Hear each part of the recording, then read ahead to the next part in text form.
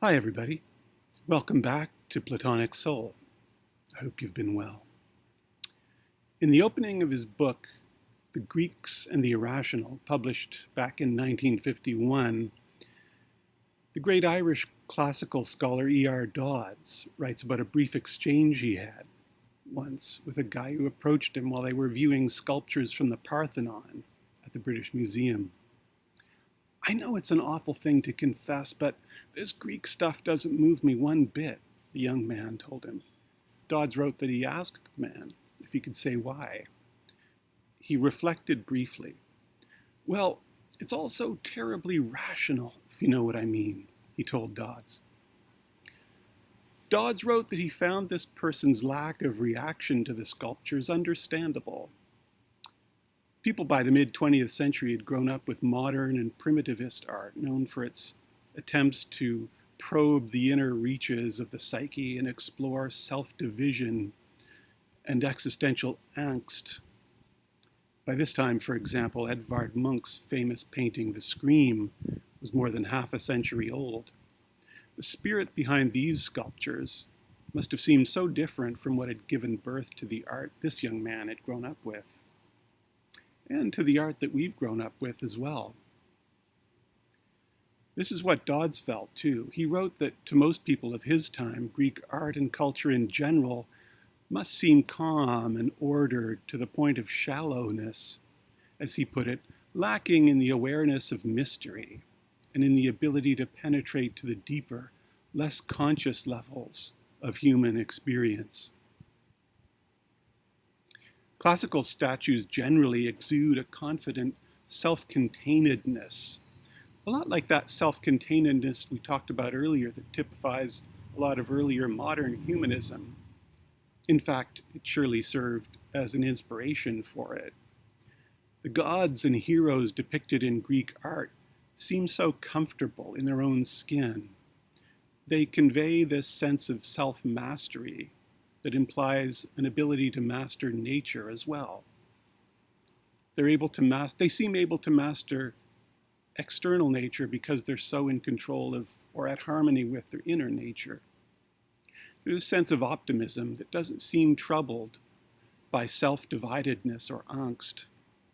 There's a happy union here of body and soul, kind of inner and outer grace. So what's going on? Is their natural anxiety simply being repressed or ignored? Dodds didn't think so. He writes that his book arose from a desire to point out, on the contrary, a discernible element of the irrational in ancient Greek culture.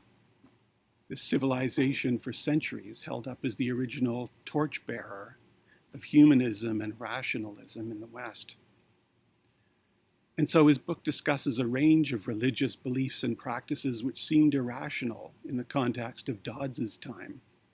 The attribution of the cause of our abnormal behavior to gods and other external agents, the fear of being polluted by the sins of our ancestors, ecstatic prophecy and rites of purification, or catharsis, as the Greeks called it.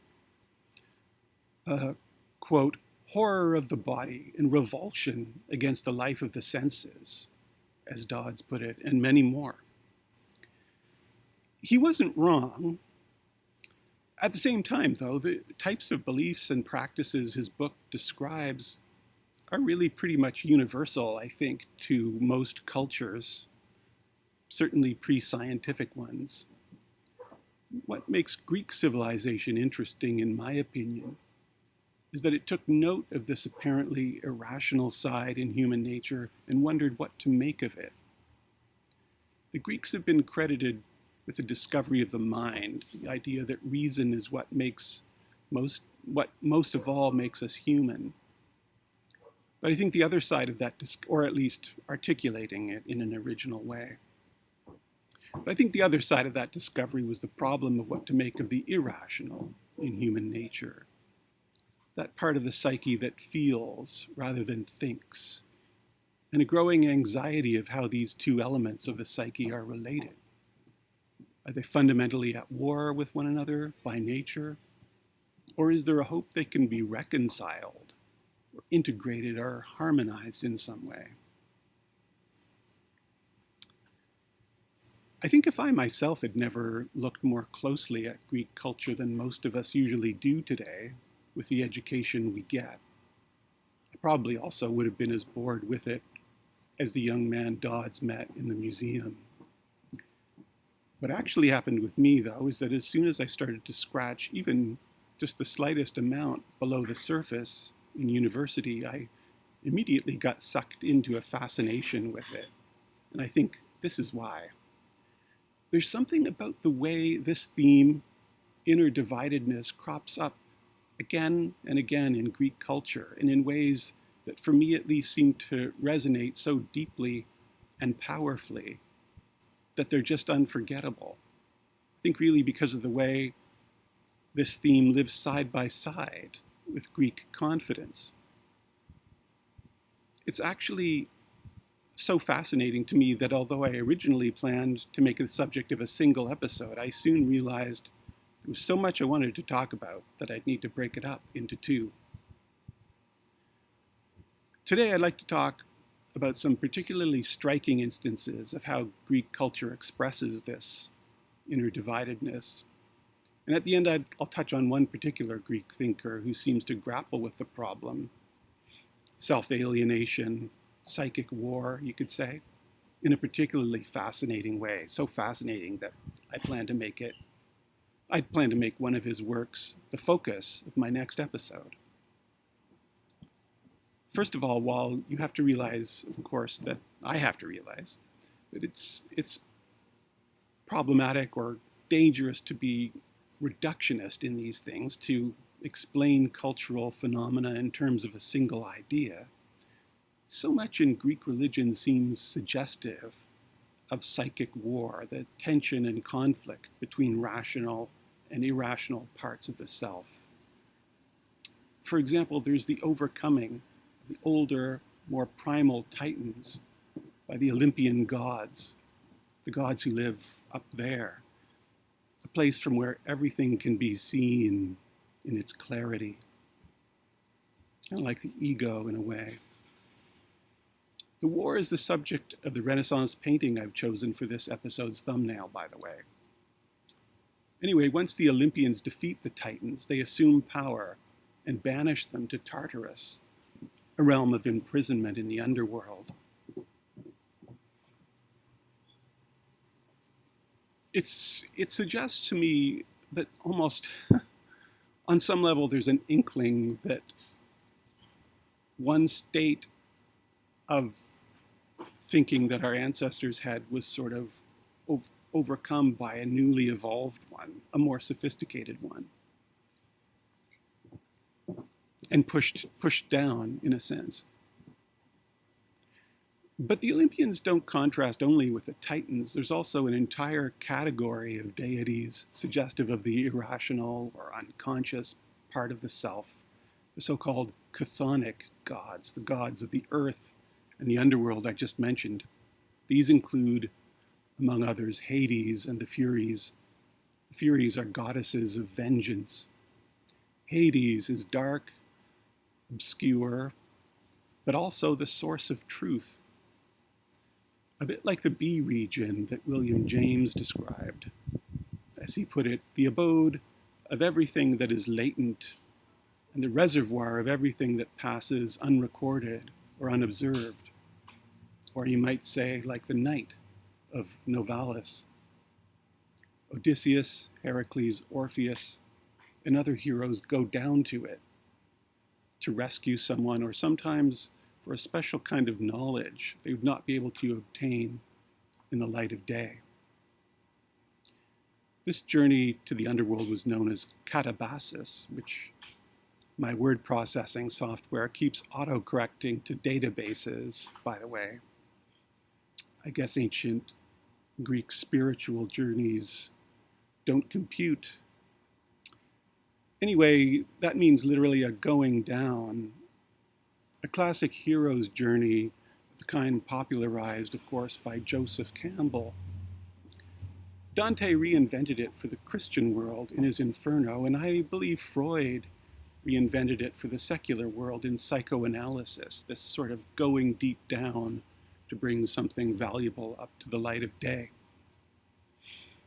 I think this is one of the things that makes our own time exciting, actually, that the meaning of the hero's journey is being made explicit in this way, and that the heroic is taking shape in our time as the raising of the unconscious to consciousness, whether it be through psychoanalysis or other means of accessing that region. These journeys to the underworld are, I think, the most promising path for humanity to peace and deep happiness. Though that said, I'm not sure we've really articulated best. We've not really done justice to what's going on in this phenomenon yet, I don't think. The theme of self-division is everywhere in Greek literature, alongside that confidence. The stated theme of the Iliad, after all, isn't the Trojan War. It's the wrath of Achilles and the harm it caused, and how it was eventually resolved. Likewise, Homer's Odyssey is, on the face of it, a story of a spatial journey. Though something that I think isn't known to a lot of people is that Odysseus' account of his adventures takes up only 4 of the Odyssey's 24 books. A surprisingly big, I think what would surprise most people is how big a chunk of it is taken with Odysseus' attempt to get his house back from Penelope's suitors. Anyway, I think at the heart of it, though, the Odyssey is really a theological tale. The story of a war between Athena and Poseidon, the conflict between them, and how it might be reconciled. The clever Odysseus, the cherished hero of Athena, goddess of wisdom and stratagem, is prevented from returning home after having blinded Polyphemus the Cyclops, son of Poseidon. Poseidon is the god who lies beneath the surface. He's the god of the sea, the god who stirs from the unseen depths, lord of storms and earthquakes, these cataclysmic events that seem to come out of nowhere. And he's always looking to avenge Odysseus and thwart his return home. To the clever Odysseus, one might say, the unconscious, if we could put the interpretation that way, seems only an irrational and hostile other.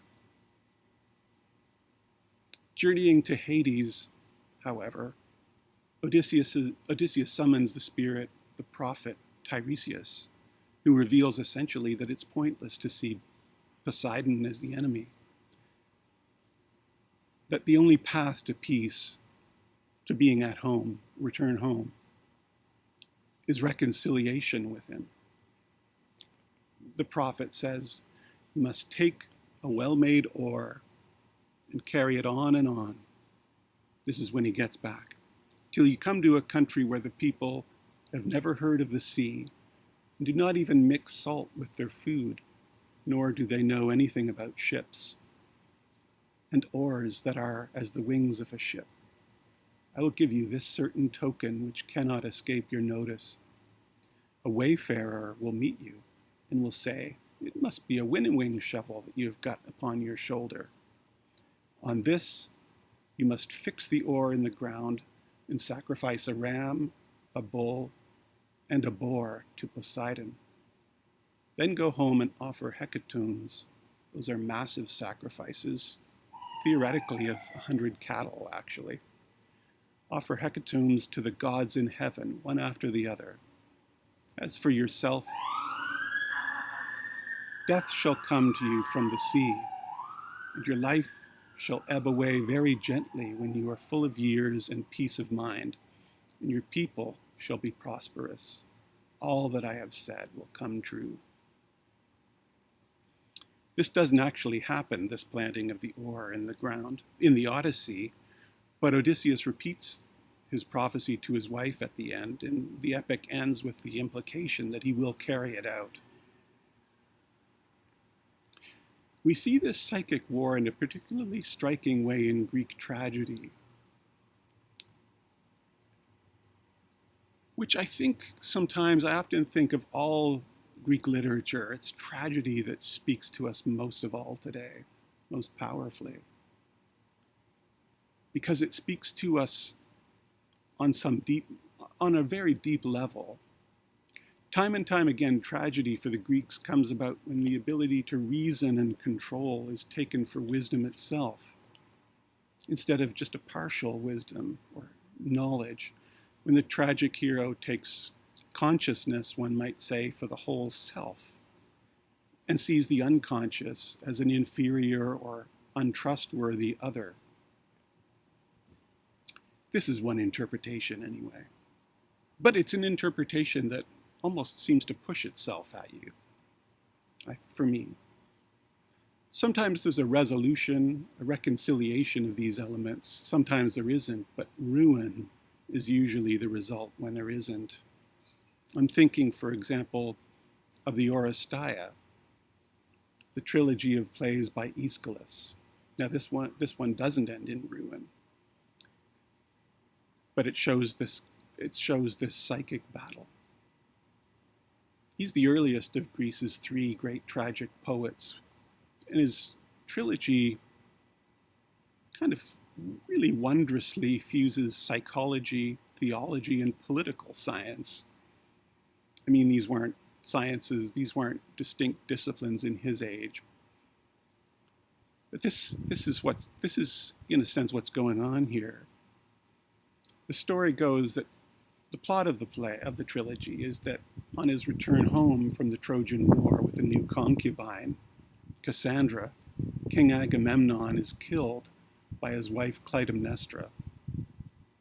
The plan was devised by Clytemnestra and her lover Aegisthus, and that was partly in revenge for a rather disturbing act by Agamemnon's father Atreus, in which he tricked Aegisthus's father,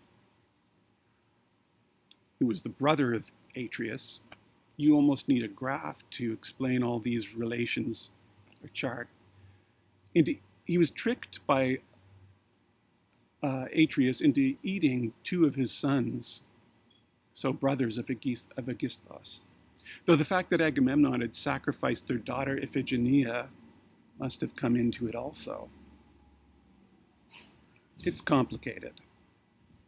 Anyway, Agamemnon's son Orestes kills Aegisthus and his own mother, Clytemnestra, on the orders of the god Apollo, god of music and light, but is then hounded by the terrifying Furies.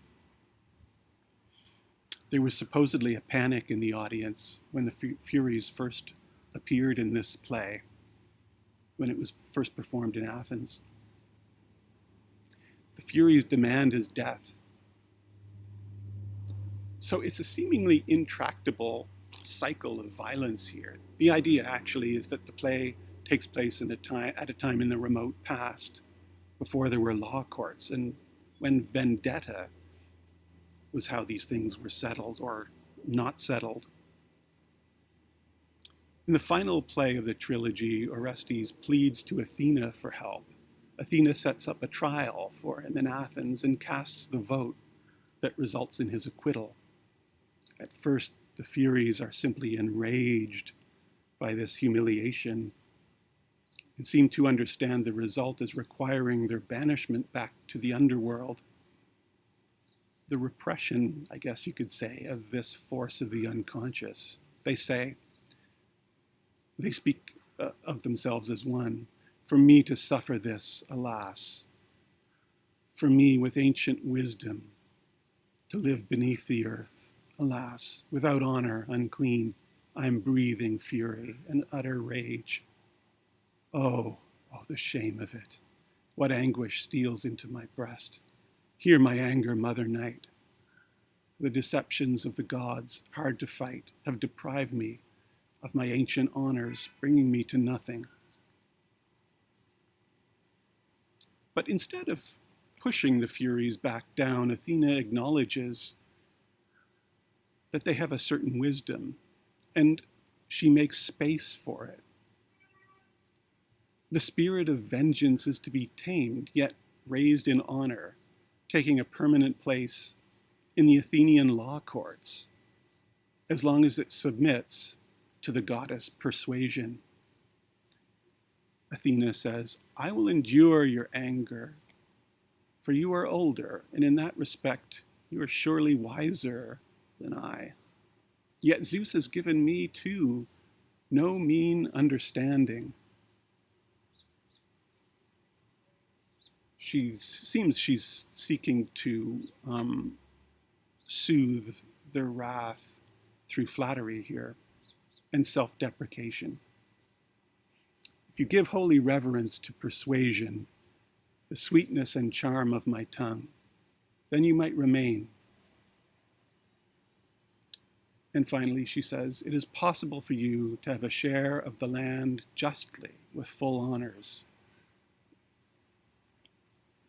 So you might say this blind, aggressive energy of the B region, of the unconscious, of night, is transformed into the animus for justice, that submitting ultimately to reason is the life of the law court.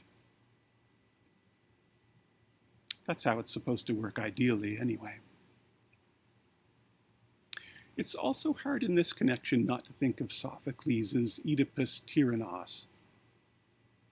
Oedipus is the clever riddle solver who doesn't have inner intuitive knowledge. He's a king but doesn't know who he is, that he's murdered his father and married his mother. Tiresias, who's still alive in this tale, is blind. His knowledge comes from a different kind of seeing. He seems to see Oedipus's awful fate at a single glance, as soon as he meets him for the first time, having been brought in to try to solve the mystery of Oedipus's father's murder. As soon as he hears his voice, he says, alas, how terrible it is to have wisdom, when it does not benefit those who have it. I knew this well, but let it slip from my mind, otherwise I would not have come here. But Oedipus can only see Tiresias as a fraud. They have bitter words with no reconciliation. When the truth finally becomes plain, Oedipus's mother hangs herself, and Oedipus, of course, blinds himself, as though in recognition of the excessive confidence he placed in his way of seeing. The tragic often manifested itself in Greek drama as this sense of an unbridgeable gap between passion and reason. In the Medea of Euripides, that's the third of these great Greek tragic playwrights. The queen of the play's name, inflamed by rage after being abandoned by Jason, kills his new wife and her own children. Evil and misery spring from her inability to reconcile her passion with her understanding of the good. Such an understated and intense pathos radiates from the awareness she has of her own self-dividedness, her own self-alienation, her resignation to needing to choose one over the other, and this accompanying sense she seems to have of being an essentially passive victim of this psychic war. She says, I know what evil I intend to do, but stronger than my reasoned thought is fury, which brings the greatest evil upon men. Euripides saw doom as the result of this psychic war. I think it's actually, though, in a way, a pessimism that perhaps holds out hope, because with Euripides, I think with one of his plays in particular, we have the futility of this psychic war expressed perhaps with greater starkness than ever. And only in the articulation of a problem can one hope for a solution. In the next episode, I'll talk about that play. Meantime, thanks for watching, and see you then.